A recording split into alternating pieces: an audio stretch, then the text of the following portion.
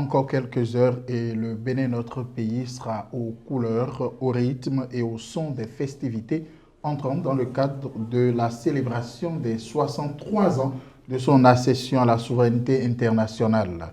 Des indépendances à nos jours, l'armée béninoise, qui se veut républicaine au service du développement, a joué un rôle clé dans le processus de l'enracinement de la paix et de la stabilité.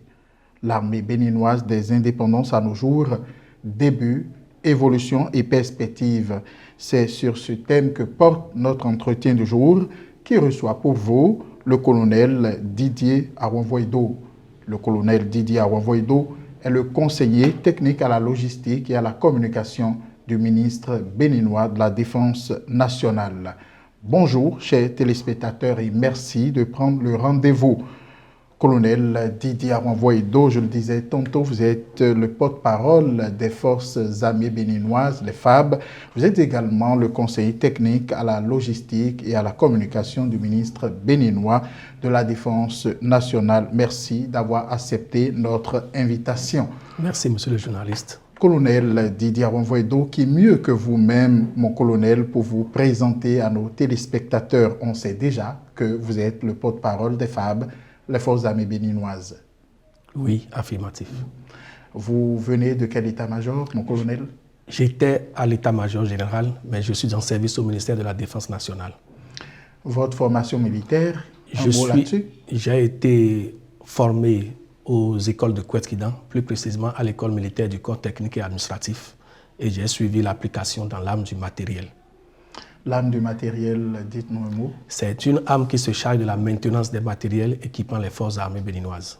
Alors, mon colonel, dites-nous que savoir des débuts de l'armée béninoise. En d'autres termes, d'où est partie l'armée béninoise? Très bien. Les préparatifs pour l'indépendance du Dahomey à compter du 1er août 1960 étaient en cours. Lorsque le 28 juillet 1960, les forces armées dahoméennes ont été créées. Des suites de la transformation progressive du dispositif de l'armée française en Afrique occidentale française. Le 24 avril, le Dahomey, avec les pays de la zone outre-mer numéro 4, qui était composé de la Haute-Volta, aujourd'hui Burkina Faso, la Côte d'Ivoire, le Togo, ont signé des accords de coopération et de défense avec la France. De ces accords, les troupes françaises stationnées sur le territoire national béninois ont été rapatriées dans la métropole, excepté celles qui sont impliquées dans l'assistance militaire technique. Toutefois, des préoccupations majeures se posent à cette jeune armée, notamment au niveau du soutien logistique, ce qui a conduit la partie française à procéder au transfert de compétences ainsi que de ressources.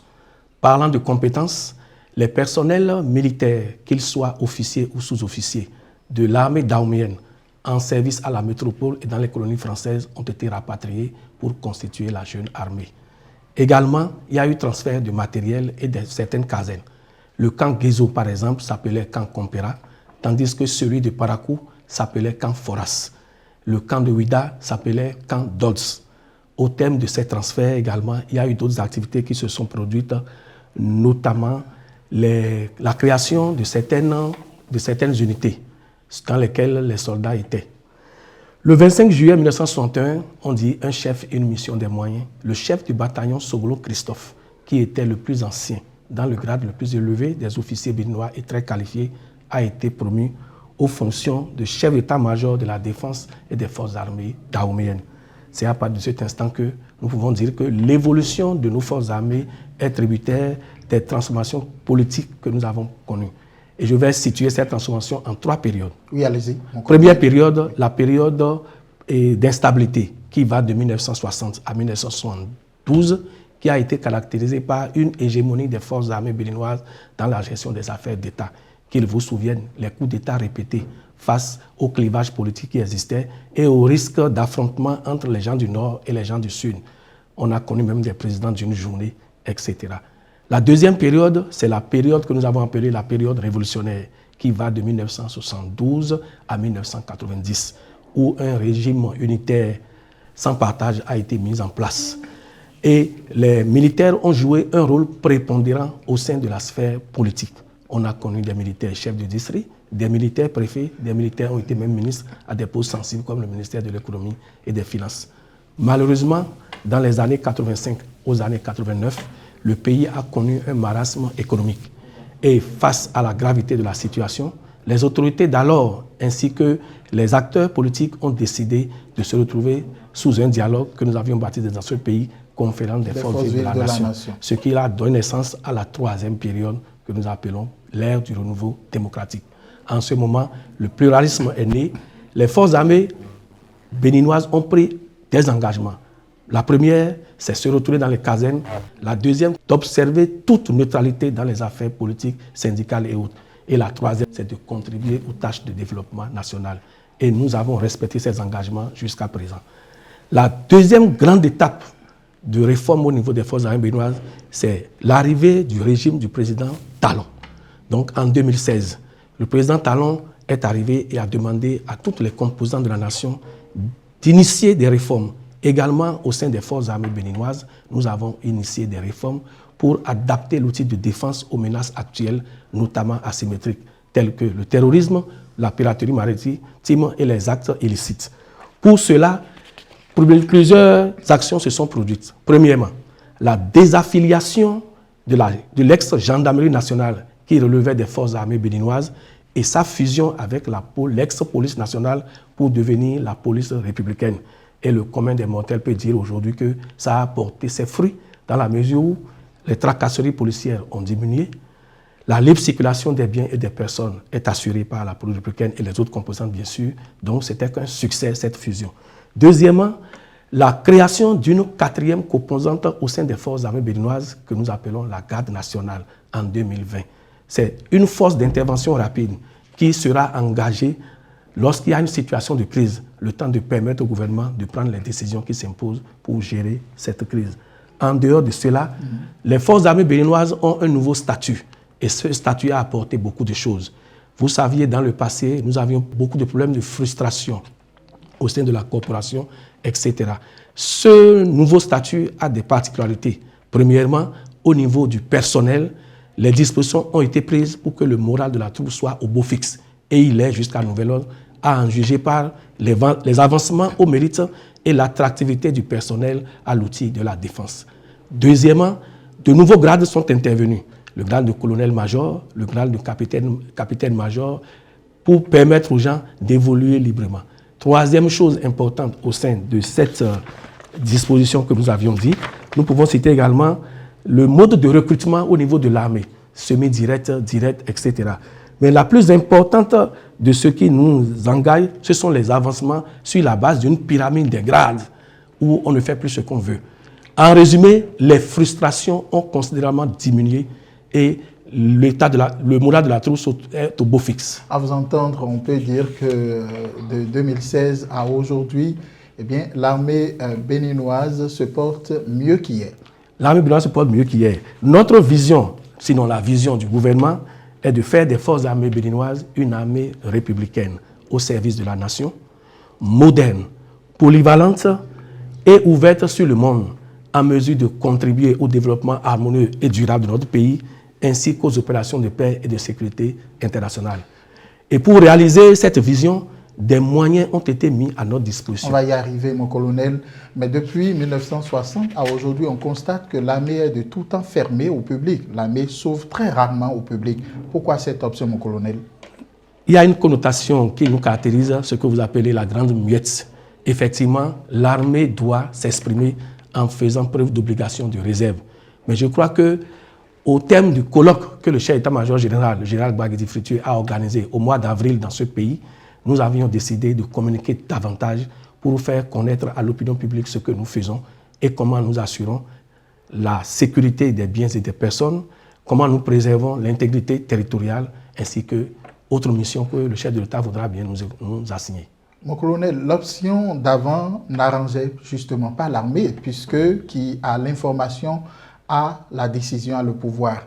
Pendant que l'armée reste fermée de tout temps au public, comment est-ce qu'on peut souhaiter une coopération de l'armée avec le public pour dénoncer des faits de djihadisme, de terrorisme ou d'extrémisme violent quand l'armée fait cette option de rester fermée au public? L'armée n'était pas restée plus ou moins fermée, dans la mesure où dans les années 2008 ou 2010, nous avons assuré la formation des journalistes traitant des questions de défense et de sécurité.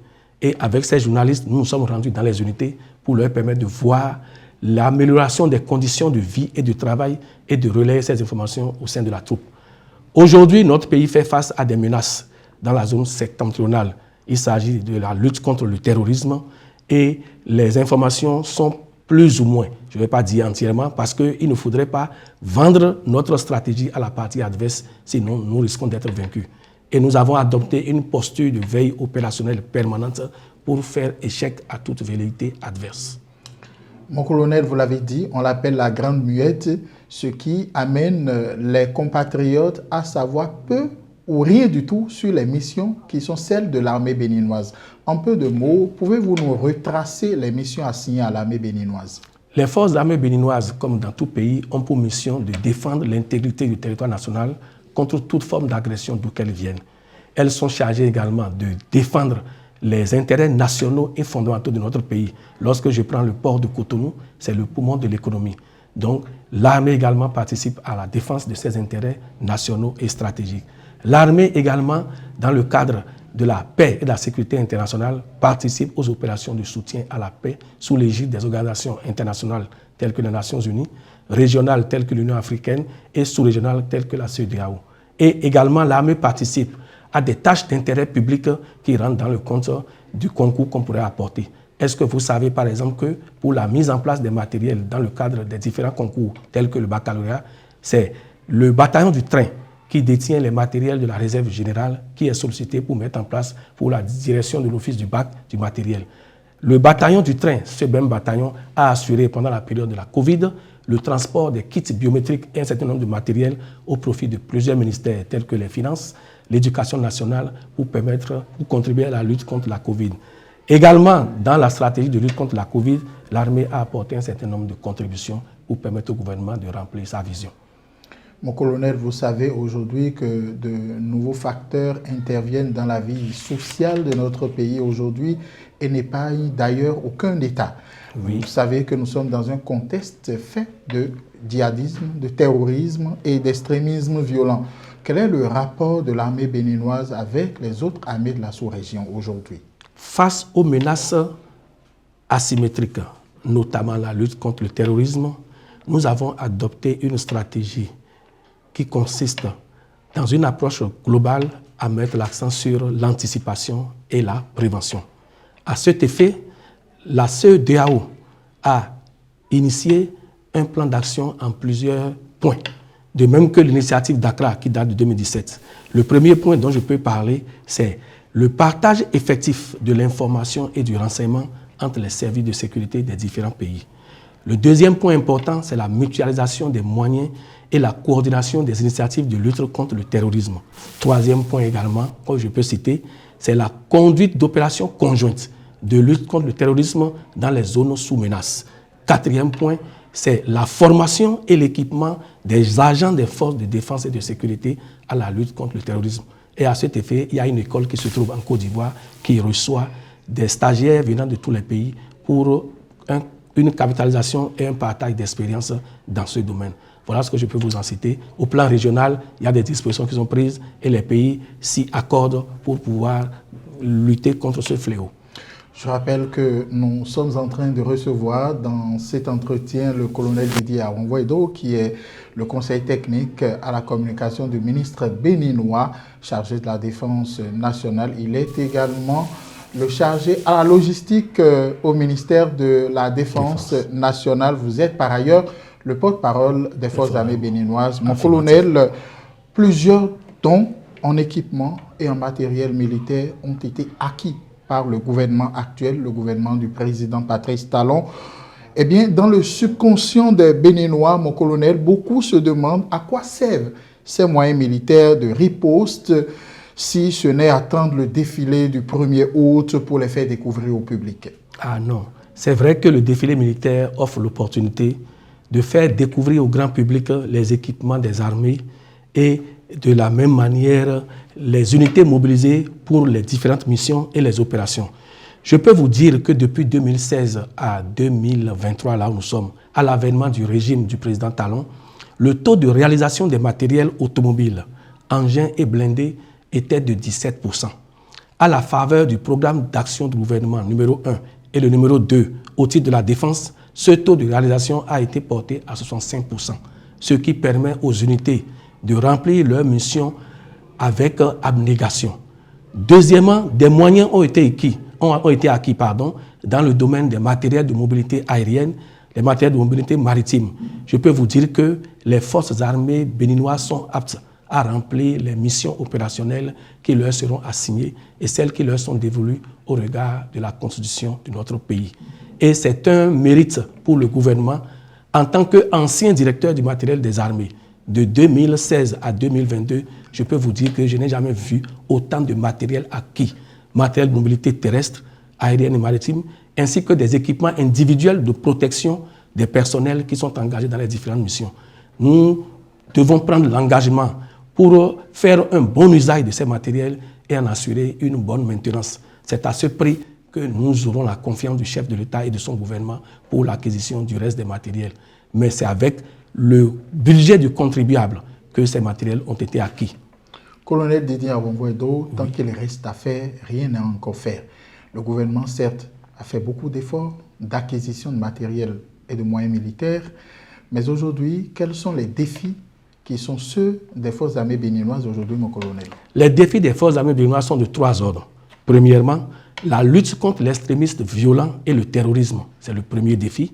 Le deuxième défi, c'est l'éradication de la criminalité transfrontalière organisée ainsi que les trafics illicites, trafic de drogue, trafic d'êtres humains, la prolifération des armes légères et de petit calibre, etc., etc. Et le troisième grand défi, c'est le contrôle des espaces frontaliers communaux. Vous savez, 10 de nos départements sur 12, ainsi que 34 communes sont des espaces frontaliers où se brassent les populations d'un pays par rapport à l'autre. Tant que ces espaces ne sont pas contrôlés, je crois que c'est une porte ouverte au terrorisme international. Mais les forces de défense et de sécurité, je veux dire forces armées béninoises à travers l'armée de terre, la garde nationale, l'armée de l'air et ainsi que la marine nationale pour les forces armées béninoises et les forces de sécurité publique, à savoir la police républicaine, la douane béninoise et les eaux, forêts et chasses s'acharnent au jour le jour dans une synergie d'action pour défendre l'intégrité du territoire national et garantir la libre circulation des personnes et des biens. Je peux vous garantir que les populations peuvent dormir tranquilles. Les forces de défense et de sécurité veillent. Comme le chef d'état-major général aime le dire, je vais nommer le général de brigade Bakidi Fructueux. Mon colonel, je ne trahis aucun secret quand je vous dis que l'armée béninoise est bien appréciée dans la sous-région, que vos troupes que vous envoyez sur le front pour aider d'autres pays à défendre leur territoire apprécient bien la collaboration des militaires que vous envoyez. Partagez ce secret avec nous qui fait que l'armée béninoise a bonne presse aujourd'hui dans la sous-région. Je peux vous dire que depuis l'arrivée du président Talon, nous sommes résolument engagés à tendre vers une bonne gouvernance du secteur de la défense et de la sécurité. Toutes les préoccupations majeures ont été portées à la connaissance du chef de l'État. Des trajectoires de programmation militaire ont été arrêtées pour réaliser les matériels. Et comme on le dit souvent, lorsque le feu brûle chez le voisin, il vaut mieux l'aider à l'éteindre. Sinon, quand ça viendra chez vous, il ne vous reste qu'à dormir sous un manguier. Fort de cette maxime, les forces armées béninoises ont contribué aux opérations de soutien à la paix depuis 2003. En Côte d'Ivoire, sous l'égide de l'ONUCI. Absolument. Ensuite, au Congo, sous l'égide de la MONUSCO. En Centrafrique, sous l'égide de la MINUSCA, nous avions engagé en Centrafrique une compagnie de transmission de 70 personnels. Et aujourd'hui, nous sommes encore sur le territoire malien où nous contribuons aux efforts de paix. Il faut dire que les réalisations que nous avons eues, en tout cas, la plus-value que nous avons eue est due aux efforts de coopération avec certains partenaires stratégiques qui ont assuré la mise en condition opérationnelle de nos troupes grâce au matériel acquis auprès d'un certain nombre de fournisseurs et acheté sur le budget national ou le programme d'action du gouvernement numéro 1 et le 2 qui est en cours. Dans ces pays, bien de vos hommes ont été décorés pour services rendus à ces nations que vous venez de citer. On pourrait dire que beaucoup gagnent à aller à l'école de l'armée béninoise en la matière, mon colonel. Nous avons de bonnes pratiques à capitaliser et partager avec d'autres frères d'armes. Ça, je peux vous le dire. Parce que l'armée doit son salut à la qualité des hommes qui l'animent. Et en cela, je voudrais remercier le chef de l'État pour avoir porté son choix sur des chefs, des membres du haut commandement qui incarnent respect et admiration. Je voudrais nommer, en dehors du chef d'état-major général, le général Baguedi Frutueux, le chef d'état-major de l'armée de terre, le général Abouissa, celui de l'armée de l'air, le colonel Avocan, celui de la garde nationale, le colonel Amoussou, et enfin celui de la marine, le capitaine de vaisseau Olatunji, qui assument leur mission avec abnégation et la troupe est fière d'être commandée par ces chefs charismatiques. Nous abordons le dernier virage de cet entretien qui porte sur les perspectives de l'armée béninoise, je le rappelle, qui est au service du développement et qui se veut une armée républicaine. Selon vous aujourd'hui, quelles sont les perspectives de notre armée? Je rappelle, notre vision, c'est une armée à l'horizon 2025. Le gouvernement voudrait construire une armée républicaine, moderne, polyvalente et ouverte sur le monde, en mesure de contribuer au développement durable et amoureux de notre pays et également à la paix et la sécurité internationale. Comme perspective, nous voulons d'abord finir de réaliser l'équipement des forces. Je vous ai dit, nous sommes à 65% et avec ce taux de réalisation, nous essayons à contenir la menace djihadiste. Il y a encore des efforts à faire et des contrats sont passés. Des livraisons sont attendues dans les prochains mois pour pouvoir porter le taux de réalisation des matériels à près de 75%. Et à ce taux, je crois que les forces armées béninoises, à travers leurs unités, peuvent remplir leur mission sans restriction. De la même manière, nous devons renforcer nos capacités dans certains domaines. Vous allez me permettre de ne pas citer les domaines ici parce que ce sont des points de faiblesse. Toutes les armées en ont. Et les dispositions sont prises pour que ces points de faiblesse soient levés dans les meilleurs délais afin de faire des forces armées béninoises une armée qui peut être également au service de la sous-région ouest africaine pour des missions. Vous reconnaissez ici, mon colonel, que tout n'est pas rose et qu'il y a forcément des faiblesses qu'il faudra corriger avec le temps, sinon très rapidement, comme on le dit, tant qu'il reste à faire, rien n'est encore fait, mon colonel. Avec tout ce que vous venez de nous exposer comme perspective, l'adage dit « un homme, une mission, des moyens ». Avez-vous les moyens de vos ambitions? Nous avons les moyens de nos ambitions. C'est une particularité du président Talon. Quand il dit, il le fait. Et je crois qu'avec lui, nous avons vu un art de planification, de réalisation qui nous étonne. Et nous sommes obligés d'aller à son école pour pouvoir réaliser notre vision que je viens de citer tantôt. Vous serez d'accord avec moi quand je vous dis que les questions de sécurité et de défense sont des questions de sécurité, mon colonel? Affirmatif. Alors, mon colonel, comme je vous l'ai dit, nous abordons donc le dernier virage de cet entretien qui porte sur les perspectives, mais on ne peut pas finir cet entretien qui se veut découverte de l'armée béninoise sans placer un mot sur le défilé au cœur des festivités du 63e anniversaire. Comment va se dérouler le défilé militaire, mon colonel, et quelle est l'innovation majeure de cette année? On sait déjà qu'on aura des parades aériennes avec des hélicoptères nouvellement acquis par l'armée béninoise. Dites-nous comment tout ceci va s'agencer pour donner une très bonne symphonie, une très bonne musique. Le peuple béninois va célébrer le 63e anniversaire de son accession à l'indépendance. Et pour le défilé militaire des forces de défense et de sécurité, elle va se dérouler en deux phases. Premièrement, les troupes à pied ou pédestres et deuxièmement, les troupes motorisées qui seront précédées par un défilé aérien. Comme vous l'avez tantôt signalé, je vous ai dit, nous avons enregistré beaucoup de performances dans le domaine des matériels aériens. Effectivement, le gouvernement a fait acquérir aux forces armées béninoises par le biais du ministère de la Défense un certain nombre d'hélicoptères de tout type. Nous avons des hélicoptères de manœuvre, des hélicoptères polyvalents qui peuvent être transformés en moyens d'évacuation sanitaire pour permettre aux forces armées béninoises de pouvoir être opérationnelles dans toutes ces dimensions. Donc, vous verrez bien ces matériels qui vont défiler. Et nous invitons les populations civiles locales de Cotonou et des environs à se rendre au boulevard de la Marina pour voir les forces de défense et de sécurité défiler. Mon colonel, nous sommes au terme de cet entretien. Merci de nous aider à le conclure. Je vous en prie. Je vais conclure en disant que la lutte contre le terrorisme n'est pas l'affaire seulement des forces de défense et de sécurité.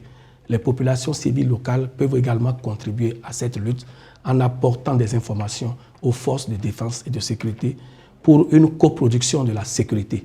Il s'agit d'être vigilant et d'être en mesure de rapporter tout ce qui est anormal autour de soi. Ainsi, on pourra contribuer.